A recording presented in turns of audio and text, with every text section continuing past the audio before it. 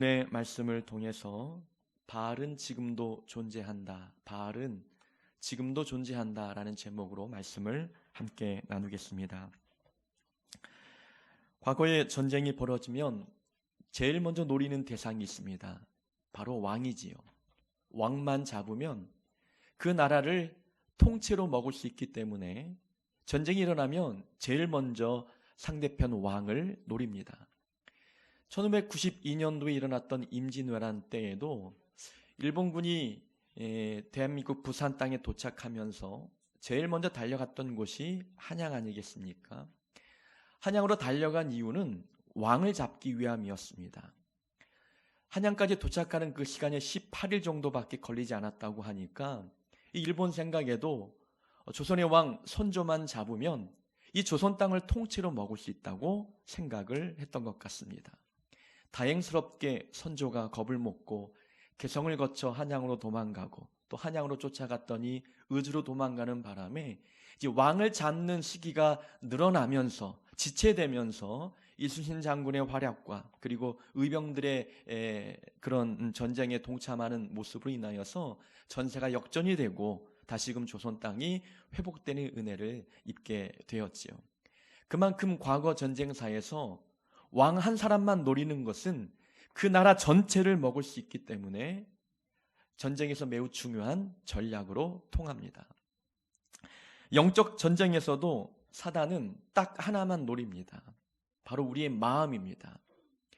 왕이 온 나라를 대표하는 인물이기 때문에 왕만 넘어뜨리면 나라가 무너진다라는 생각을 과거 사람들이 했다면 영적인 전쟁에서도 사단은 우리의 마음만 무너뜨리면 우리의 모든 삶이 무너진다고 생각하기 때문에 오직 우리 마음을 공격합니다. 우리의 마음만 집어삼키면 우리의 생각과 우리의 의지와 우리의 삶 전체가 사단의 소나기 안으로 넘어갈 수 있다고 사단은 판단하기 때문에 우리 마음만 집중 공격합니다. 마음을 뺏으면 전부를 뺏는 것과 같기 때문이지요. 마음이 그렇게 중요한 이유는 모든 것이 마음으로부터 나오기 때문입니다. 하나님을 섬기게 되는 근원도 마음에서 나오고 하나님을 떠나게 되는 원인도 마음에서 출발합니다. 한번 생각해 보십시오. 마음이 힘들어서 또 마음이 어려워서 교회 한번 나왔습니다. 찬양을 들으니 마음이 동요가 되고 기도 소리에 마음이 움직이며 설교 말씀에 마음의 문이 열리면서 은혜의 비가 내려집니다. 마음의 감동과 은혜가 충만하다 보니까 하나님을 알게 되고 그 마음 중심에 하나님을 주인 삼는 일이 일어납니다. 교회 나오고 신앙생활하면서 이제 하나님을 기쁘게 드리는 삶을 살기 시작합니다. 마음에서 출발한 신앙생활이지요. 근데 신앙생활을 시작하다 보면은 어찌 좋은 일만 있겠습니까? 뜻하는 대로 원하던 대로 삶의 모습들이 흘러가지 않을 때 우리 마음은 낙심이 됩니다. 교회 와보니 먼저 믿은 사람들의 말과 행실을 보면 본이 돼야 되는데 오히려 그들의 말과 행실은 우리 마음에 상처를 줄 때도 있습니다. 또 내 기준에 미치지 못하는 목회자의 삶을 볼 때에 마음의 문은 더 닫히게 되지요. 감사와 은혜가 충만했던 그 마음에 이제는 사단이 틈타 그 감사와 기쁨이 불평과 불만으로 바뀌게 되고 마음이 냉랭하게 얼어붙어 버립니다. 시험에 들고 결국에는 교회를 떠나고 신앙생활을 등지게 되는 결과를 초래하지요. 하나님을 떠나게 되는 이 원동력도 마음에서부터 출발했습니다. 우리의 행동의 방향은 모두 마음이 결정합니다. 마음 먹은 대로 우리의 마음이 흘러가는 겁니다. 누군가를 돕겠다는 이 마음도 이 긍휼히 여기는 마음에서부터 출발하는 것 아니겠습니까? 내가 저 사람을 사랑해야 되겠다. 그 행동도 마음이 결정하는 겁니다. 내가 누군가를 미워하고 누군가를 사랑하는 이 결정이 내 마음속에서 일어납니다. 내 마음은 내 삶, 내 생각을 컨트롤할 수 있는 컨트롤 타워 같은 역할을 하고 있기 때문에 사단은 우리 마음을 지배하기 위해서 안간힘을 쓰는 겁니다. 마음만 붙잡으면 우리의 모든 삶이 통째로 넘어갈 수 있다고 판단하기 때문이지요. 그래서 하나님은 잠언을 통해서 이렇게 말씀하십니다. 무릇 지킬 만한 것보다 더욱 내 마음을 지키라. 생명의 근원이 이에서 남이니라. 무릇 지킬 만한 것보다 더욱 너의 마음을 지키라라는 말씀은 할 수만 있다면 모든 방법을 다 동원해서 마음을 지키라는 겁니다. 우리가 우리 마음에서 생명이 출발이 되기 때문에, 마음이 넘어가면 우리의 생명이 거기에 달려있기 때문에 지킬 수 있는 모든 방법을 동원해서 우리 마음을 악으로부터, 시험으로부터, 사단으로부터 지키라고 말씀하고 있습니다. 사단은 그렇게 우리 마음을 노리며 공격합니다. 오늘 함께 봉독했던 11절 말씀을 보니까 음행과 묵은 포도주와 새 포도주가 마음을 빼앗느니라. 음행과 묵은 포도주와 새 포도주가 마음을 빼앗았다고 말씀하고 있습니다. 북이스라엘이 멸망을 눈앞에 둔 이유는 우상에게 그들의 마음이 온통 빼앗겼기 때문입니다. 그들이 가나안 땅에 들어오기 전 광야에서 40년을 살 때에는 여호와 하나님이 그들의 하나님이었습니다. 아무것도 없는 그 척박한 광야에서 하나님이 불기둥과 구름기둥으로 인도하시고 때로는 만나와 메추라기를 통해서 먹이십니다. 반석을 쪼개 물을 공급하여 우리의 갈증들을 해결해 주신 하나님. 광야에서는 그 하나님이 필요했지만 가나안 땅에 들어와 살고 정착하고 농경사회를 이루다 보니까 가나안 주민들이 섬기는 신은 우리가 믿는 여호와 하나님과는 달라 보였습니다. 그들이 섬기는 바알은 농경사회에 풍요를 불러오는 신처럼 보였습니다. 혹하는 거죠. 매력적이었습니다. 바알과 아세라 우상에게 온통 마음이 빼앗겨 버렸습니다. 바알과 아세라 우상을 섬기다 보니까 그 우상을 섬기면서 그들의 삶은 도덕적으로 문란해지기 시작했습니다. 음행을 행하는 것이 그들이 섬기는 우상 바알과 밀접한 관계가 있었지요. 늘 말씀드린 것처럼 이 바알과 아세라 우상은 풍요의 신으로 여겼던 우상들이었습니다. 바알과 아세라가 남신과 여신이 서로 어떤 성적인 결합을 통해서 이 땅에 풍요가 일어난다고 사람들은 믿기 시작했던 것입니다. 그러니 사람들은 그 신을 감동시키기 위해서 그들도 그 우상을 섬기는 신전에 신전 창기를 두고 음행을 범하기 시작하는 겁니다. 그것이 본성이 악한 사람들에게는 구미가 당기는 흥미로운 일 아니겠습니까? 바알을 섬기니 이런 일이 전혀 아무렇지 않게 죄가 아닌 것처럼 느껴지기 시작하는 겁니다.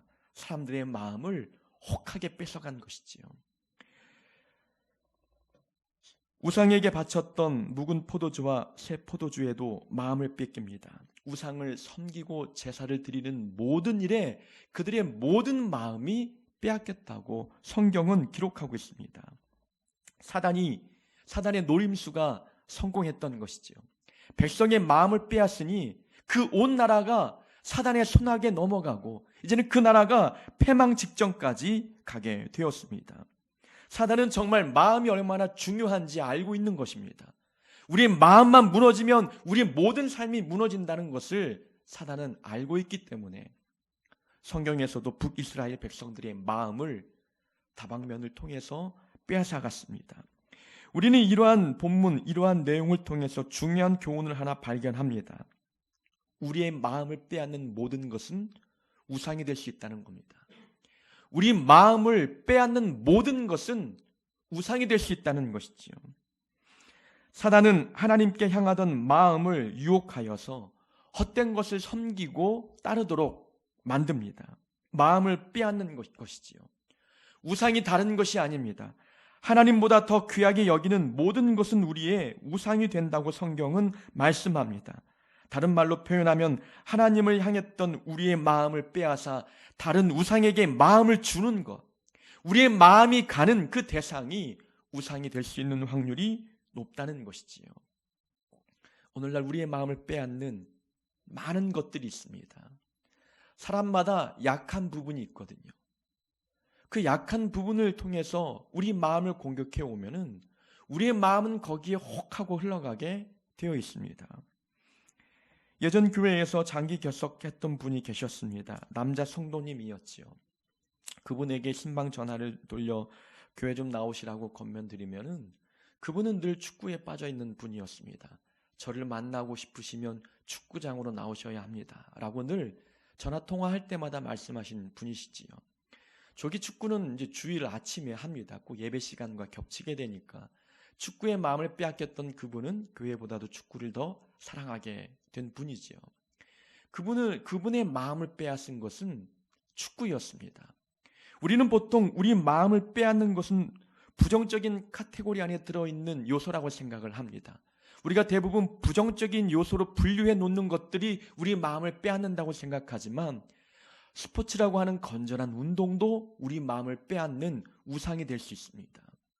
저도 축구에 빠져 살았던 과거의 경험이 있어서 그 마음을 충분히 이해하지요. 저도 전도사 시절에 오후 예배 때 찬양 인도를 하고 불이 나게 옷을 갈아입고 축구장에 달려가 축구를 한 뒤에 예배 시간 끝나기 전에 속히 돌아와 샤워를 하고 옷을 갈아입고 다시 교회에 와서 마치 예배를 드린 것처럼 꾸몄던 적이 딱 한 번 있었어요. 30살 때 너무 운동이 하고 싶어서 푸른 잔디에서 한번 뛰어보고 싶은 마음에 그렇게 행동했던 적이 있지요. 부끄러운 일이지만 그렇게 축구라는 스포츠도 우리 마음을 빼앗는 우상이 될 수 있다는 겁니다. 어떤 집사님은 건물을 산 뒤에 교회를 나오지 않았습니다. 건물 사기 전까지는 그렇게 새벽 기도를 지키며 나와 기도하시며 매달렸던 분이 고시원 건물을 하나 사더니 나오지 않는 겁니다. 전화를 돌리면 건물을 관리해야 됩니다. 고시원 학생들 밥 해줘야 됩니다. 건물에 온통 마음이 빼앗겨 버린 겁니다. 이 건물이 돈줄이기 때문에 이 돈과 건물에 온통 마음이 빼앗겨 신앙생활을 접어버린 분도 계셨습니다. 스포츠도 우리 마음을 빼앗지만 건물도 돈도 우리 마음을 빼앗는 우상이 될 수 있습니다. 참 신기한 것은 사람들은 여러 문제로 말미암아 마음을 빼앗깁니다. 총각 처녀 때는 잘 나오다가 결혼하면 결혼 생활에 마음을 빼앗겨 신앙생활을 접습니다. 이혼한 분들은 또 이혼의 상처에 마음을 빼앗겨 교회를 떠납니다. 돈을 잘 벌면 돈의 마음을 빼앗기고 못 벌면 체면이라는 것에 마음을 빼앗겨 교회를 등한시 여깁니다. 대학에 합격한 친구들은 대학 문화에 마음을 빼앗겨 교회를 떠나고 대학에 떨어진 학생들은 창피함에 마음을 빼앗겨 교회를 떠납니다. 사단이 우리 마음을 빼앗는 무기가 다양하지 않습니까? 성공하면 성공한 대로 마음을 빼앗고 실패하면 실패한 것을 통해서 우리 마음을 빼앗습니다. 우리 주변에는 이렇게 우리 마음을 빼앗는 우상들이 많다는 것입니다. 바알은 구약 성경에만 존재하는 우상이 아니라 지금도 여전히 우리 마음속에 보이지는 않지만 또 다른 모양으로 변신하여 우리 마음의 바알이 존재합니다. 스포츠, 건물, 결혼, 이혼, 돈, 대학, 창피함, 체면 이런 모양으로 모습을 바꾸어 우리 마음의 바알이 되어 우상이 되어버렸습니다. 우상이 만들어진 과정을 보면 그 우상은 우리 마음의 두 가지 감정 때문에 생깁니다. 하나는 사랑 때문이고 또 하나는 두려움 때문입니다. 보통 사람들은 사랑의 대상이 우상이 될 때가 있고 두려움의 대상이 우상이 될 때가 있습니다. 돈은 좋은 것이지만 돈을 하나님보다 더 사랑하면 그 돈이 우상이 됩니다. 그 반대로 돈을 잃으면 두렵습니다. 그 돈은 두려움의 대상이 되니까 이 돈은 사랑의 대상도 되고 두려움의 대상도 되니 이것이 우리의 우상이 될 확률이 매우 높은 것이지요. 자녀도 우리를 행복하게 해주지만 하나님보다 더 사랑하면 자녀가 우상이 됩니다. 우리는 잃게 되는 것도 권력과 명예를 잃어버리면 내 마음이 두렵습니다. 그것을 붙들고 의지해왔기 때문이죠. 그래서 사람들은 사랑하는 마음, 두려운 마음, 사랑의 대상, 두려움의 대상 이 두 가지 감정이 우리 마음의 우상을 만든다는 것이지요. 그래서 마음을 지키지 못하면 언제든 우리 마음속에는 바알과 같은 우상이 존재합니다. 하나님만 사랑해야 하고 하나님만 의지해야 되는데 헛된 것에 대한 사랑과 두려움의 감정을 흘려보내고 있기 때문에 우리 마음에 보이지 않는 바알이 존재하는 것입니다. 우리 마음속의 우상은 다른 사람이 만들어주지 않습니다. 내가 스스로 만든 것입니다. 그래서 사람마다 우상이 다 다른 거죠. 누군가 우상을 만들어 주었다면 우상은 하나이겠지요. 구약 성경 때 아론이 금송아지를 만들어 이것이 하나님이다라고 우상을 숭배했을 때에는 모든 사람들의 우상은 금송아지였어요. 근데 오늘날 우상은 사람마다 다릅니다. 각각 자기가 만든 우상이 마음에 있기 때문입니다. 처음에는 내가 만들었지만 나중에는 내가 만든 우상이 나를 끌고 다닙니다. 돈이 좋았고 돈을 사랑해서 돈을 숭배하는 돈이 나의 바알이 되었습니다. 내가 그 돈을 우상 삼은 거죠. 그 돈을 우상을 삼고 보니 이제는 돈이 나를 끌고 다닙니다. 내가 돈에 끌려다니는 인생이 되어버리지요. 자식에게 끌려다니고 친구에게 끌려다니고 권력과 명예에 끌려다니는 그것이 우상이 되어서 그렇게 끌려다니는 사람들이 많지 않습니까? 우리는 기억해야 합니다. 마음을 빼앗는 모든 것은 우리 우상이 됩니다. 우리의 마음을 빼앗는 것은 오늘날 우리에게 바알과 같은 우상입니다. 우리는 본문 속에서 우리가 조심해야 할 바알이 어떤 우상일까? 오늘날 바알은 어떤 모습으로 우리에게 다가와 유혹하는지, 우리가 조심해야 될 바알이 누구인지 본문 속을 통해서 한번 찾아보려고 합니다. 바알과 아세라 우상을 섬겼던 북이스라엘 백성들은 서두에 말씀드린 대로 도덕적으로 문란했습니다. 설명드렸듯이 바알과 아세라 이 우상은 풍요의 신으로 믿었기 때문에 이 풍요의 신의 마음을 감동시키기 위해서는 백성들도 이 신을 위해서 성적으로 문란해져야 되는 겁니다. 그래서 신전 창기와 성적인 결합을 통해서 자기들이 섬기는 우상의 마음에 기쁨을 주는 겁니다. 그러한 과정을 통해서 풍요가 온다고 믿었기 때문입니다. 그래서 11절에 보면은 음행과 묵은 포도주와 새 포도주가 마음을 빼앗느니라. 음행이 마음을 빼앗았다 말합니다. 12절에도 보니까 중간부터 보면 그들이 음란한 마음에 미혹되어 하나님을 버리고 음행하였음이라 말씀합니다. 13절에도 뒷부분에 보니까 너희 딸들은 음행하며 너희 며느리들은 간음을 행하는도다. 너희 딸들이 음행하며 너희 며느리들이 간음하여도 내가 벌하지 아니하리니 이는 남자들도 창기와 함께 나가며 음부와 함께 희생을 드림이니라. 호세아서에 늘 등장하는 단어들이 이런 입에 담기도 어려운 음행이라는 단어가 많이 나옵니다. 백성들의 삶이 도덕적으로 타락했다는 것을 보여주는 것이지요. 그들은 그런 행동 자체가 잘못되었다고 인식하지 못하고 있었어요. 이유가 무엇 때문입니까? 그렇게 해야 내가 섬기는 바알이 감동을 받아 우리에게 풍요를 준다고 믿었기 때문입니다. 조금만 생각해 보면 이것이 얼마나 비상식적인 행동이라는 것을 알 텐데 그들의 마음이 미혹되다 보니까 정상적이지 못한 행동을 통해서 풍요를 얻고자 했습니다. 여러분, 바알은 다른 것이 아닙니다.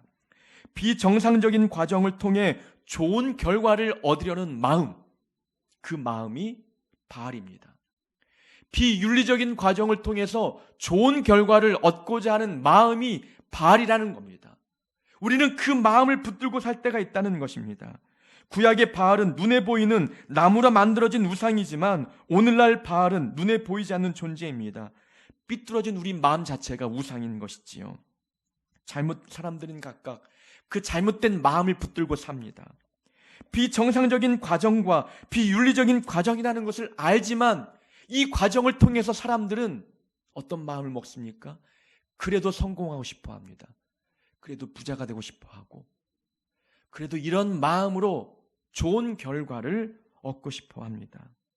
사람들은 그래서 불법인지 알면서도 그 불법을 행하며 성공을 꿈꿉니다. 정상적인 방법이 아닌데도 그 방법을 통해서 내 인생이, 내 일이 잘 되기를 소망하고 있다는 것입니다. 비윤리적인 행동을 통해 풍요를 얻고자 했던 바알 숭배자들과 다른 모습이 무엇이 있습니까? 똑같은 것 아니겠습니까?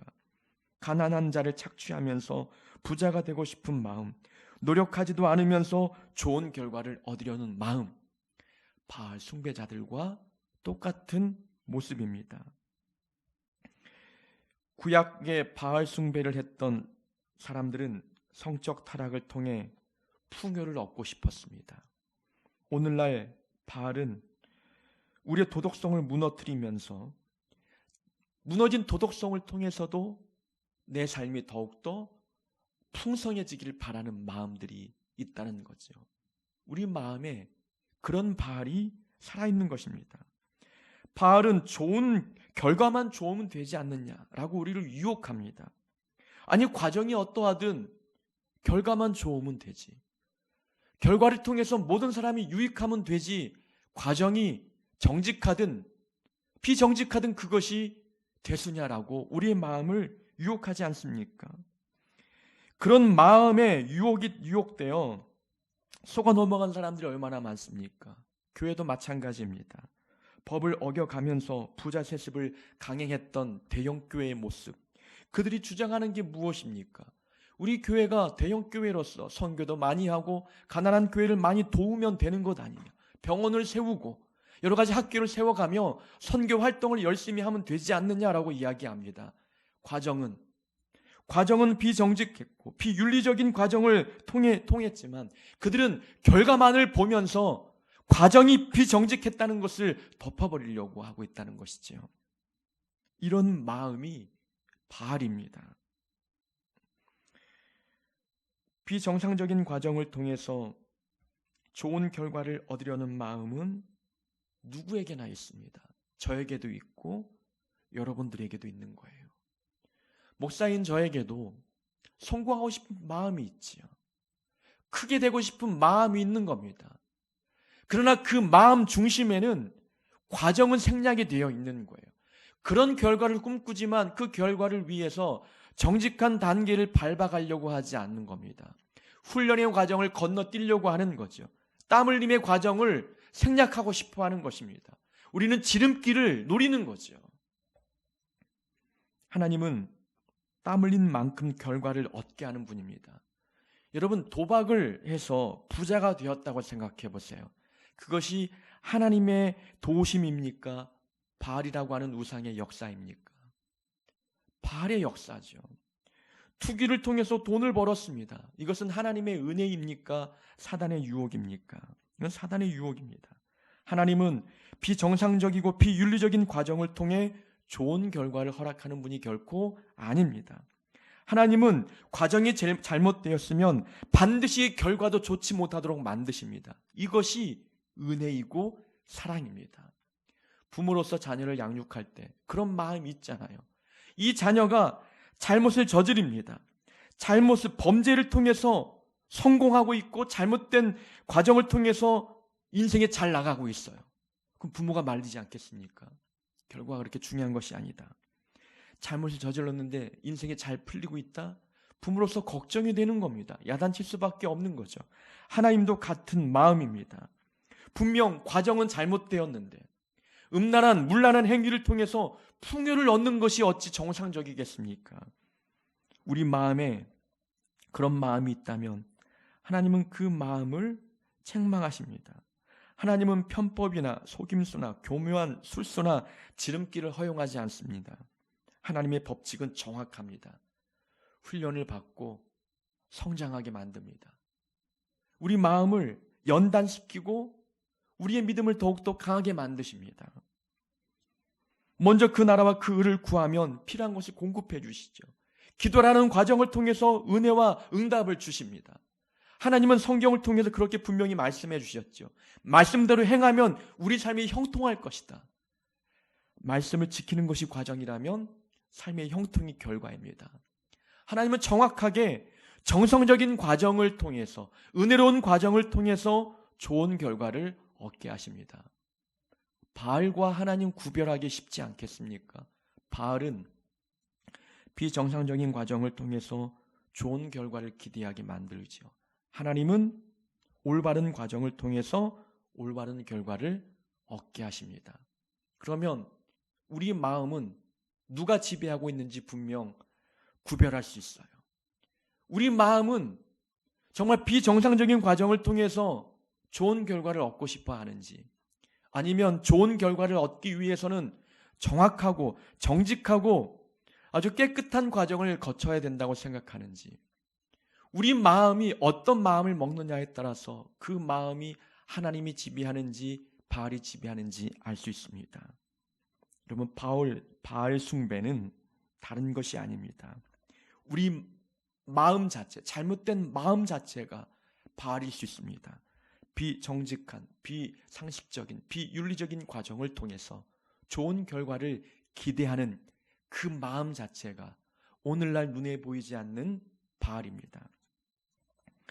15절 이하의 내용을 보면은 하나님은 호세아 선지자를 통해서 남유다 백성들을 권면하라고 말씀합니다. 자, 우리는 호세아 선지자가 활동했던 당시에 이스라엘은 남과 북으로 나뉘어져 있었던 것을 기억해야 됩니다. 북은 북이스라엘이었고 남쪽은 유다였습니다. 북이스라엘 왕들은 대부분 우상을 섬기는 왕들이었기 때문에 북쪽 나라는 타락한 나라였어요. 그래서 빨리 멸망했지요. 남유다 왕 중에서도 우상을 섬기는 왕들이 있었지만 그래도 대부분 선왕들이 많았습니다. 그래서 조금 더 그 유다 나라의 운명이 좀 더 오래 지속될 수가 있었던 것이지요. 북이스라엘이 이렇게 우상을 섬기며 음행하며 타락하고 있을 때에 하나님은 남유다 백성들을 사랑해서 이렇게 말하는 겁니다. 이스라엘아, 너는 음행하지만 남쪽 유다는 죄를 범하지 못하게 할 것이다.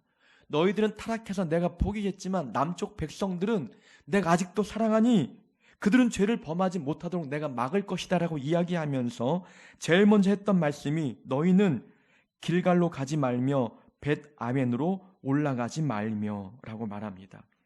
남쪽 유다 백성들을 향해서 말씀하는 거죠. 얘들아, 너희들은 길갈로 가지 말고 벳아웬으로 가지 말라라고 말합니다.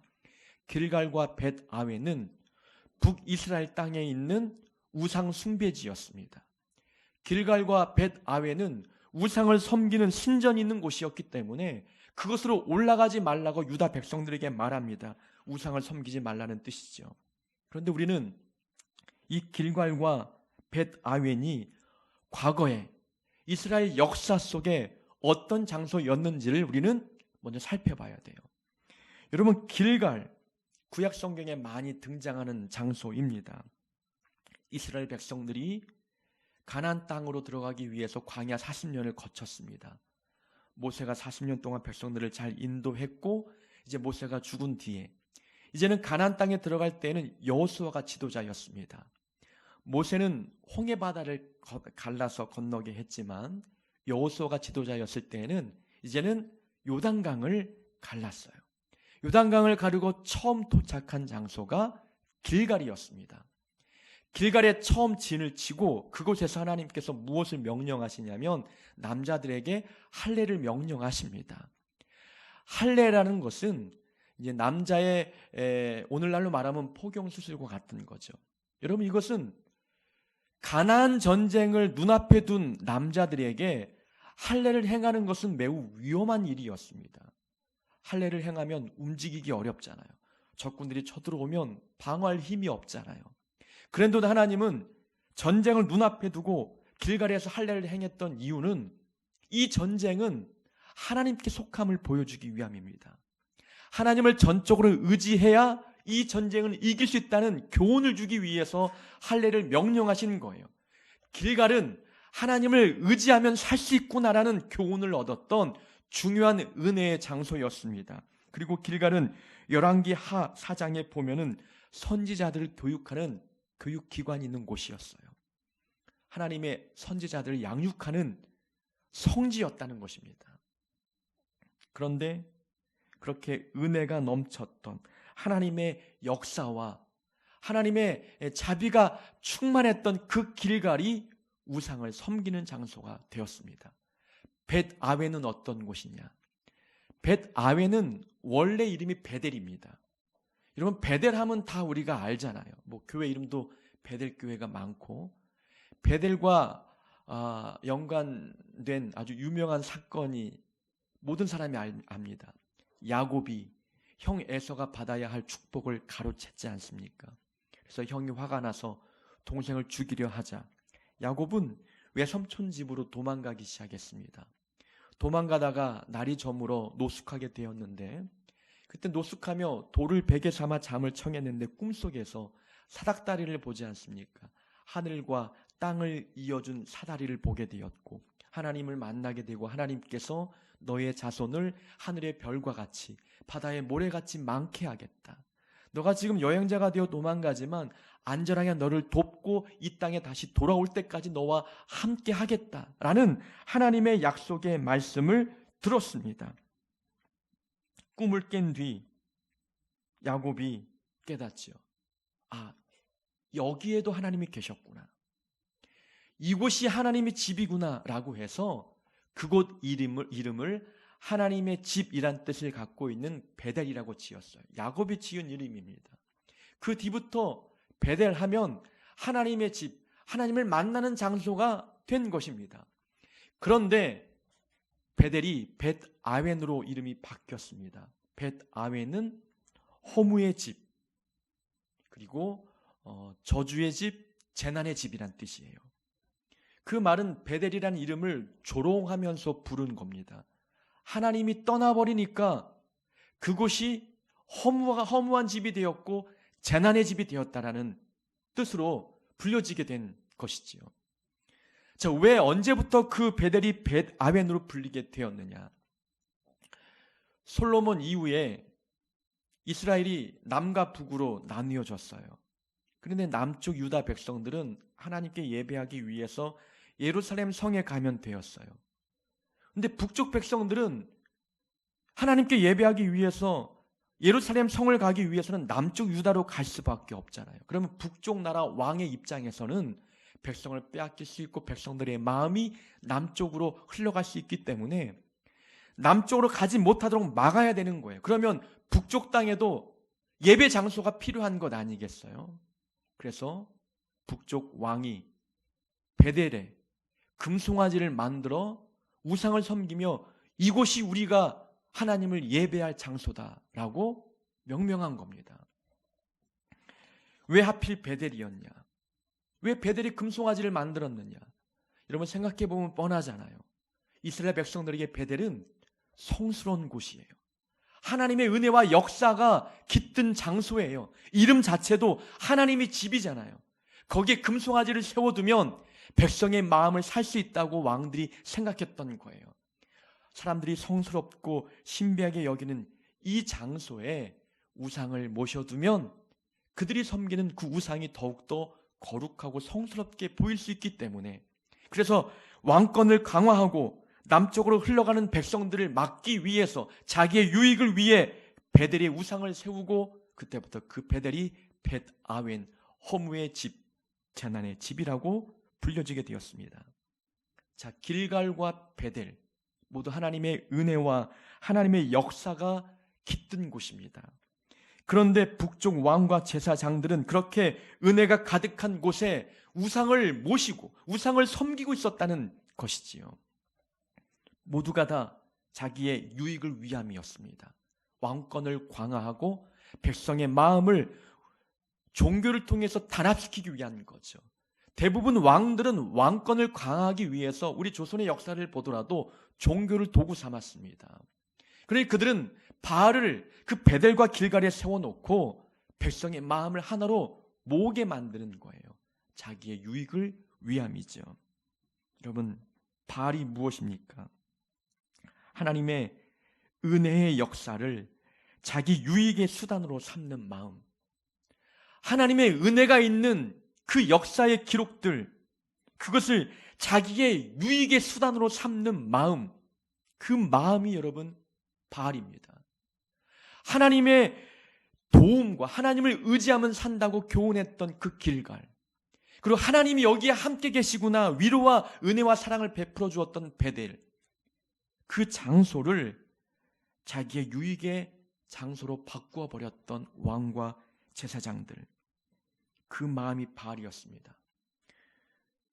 오늘날에도 이러한 바알이 우리 마음속에 있죠.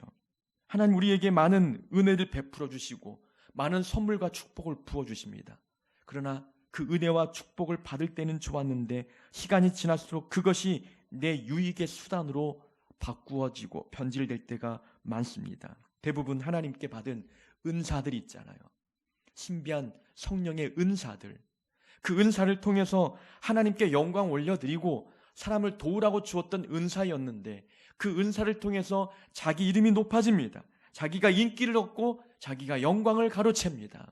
이것이 자기 유익의 수단으로 하나님의 은혜를 바꾼, 제가 누군가에게 안수하면 저에게도 그런 능력이 나타날 수 있도록 그 능력을 나에게 주십시오라고 거래하기 시작합니다. 베드로가 진노하죠. 책망합니다. 그 마음에 악함이 가득했다고 그 시몬을 나무랍니다. 너는 악독이 가득하며 불의에 매인 바 되었도다 라고 이야기하죠. 돈 주고 성령의 능력을 살려는 마음, 그것은 성령의 능력을 통해서 돈을 벌고 싶다는 마음과 동일한 거예요.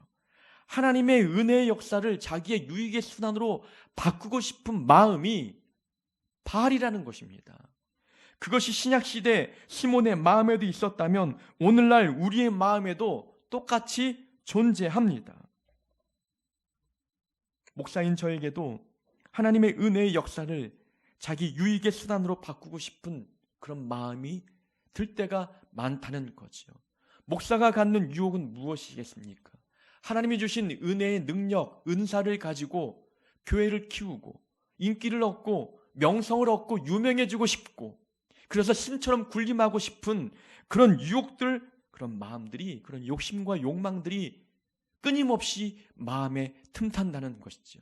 그런 마음이 오늘날 눈에 보이지 않는 바알입니다. 예수님이 계셨을 당시에도 하나님의 은혜의 장소였던 성소에 돈 바꾸는 사람들, 비둘기 파는 상인들이 많았습니다. 예수님이 오셔서 돈 바꾸는 사람을 내쫓고 상과 비둘기 파는 사람들 의자를 다 뒤집어 엎으셨어요. 이유가 무엇입니까?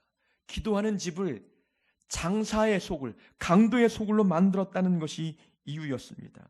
아니, 은혜 받고 말씀 듣고 기도해야 될 그 장소가 돈 버는 장소가 되고 있으니 그 마음이 바로 바알임을 아셨기에 그 마음을 바꾸시는 겁니다. 여러분, 오늘날 바알은 하나님의 은혜의 역사를 자기 유익의 수단으로 삼는 그 마음이 바알입니다. 사단은 지금도 우리 마음을 노립니다. 마음을 붙잡으면 우리의 삶이 무너질 수 있기 때문에 그렇죠. 마음을 지키는 방법은 딱 하나입니다. 하나님의 말씀을 마음에 새기는 것이지요. 하나님의 말씀에 마음을 두지 않으면 사단은 헛된 곳에 우리 마음을 두도록 늘 우리 마음을 끊임없이 끌어당깁니다. 우리 마음은 하나님을 섬기는 근원도 되지만 하나님을, 우상을 섬기는 원동력이 되기도 합니다. 모든 생명이 이 마음에서 출발하기 때문에 마음을 지키지 아니하면 그 마음은 하나님이 다스리든지 아니면 바알이 지배하든지 둘 중에 하나입니다. 비정상적인 과정을 통해 좋은 결과를 얻으려는 마음이 바알입니다. 하나님의 은혜를 자기 유익의 수단으로 삼으려는 마음이 바알입니다.